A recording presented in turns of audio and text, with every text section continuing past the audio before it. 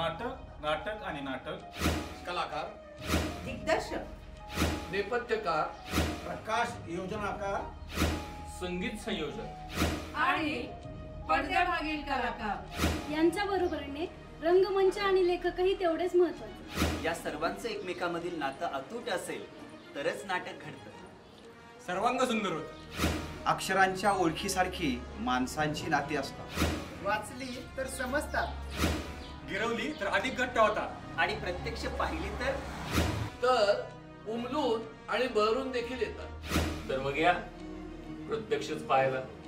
चंद्रपूरकरांनो, शोध कुर्डुवाडी सोलापूर घेऊन येत आहे लेखकाच्या भावविश्वातील घालमेल दाखवणारं नाटक दुसरा अंक।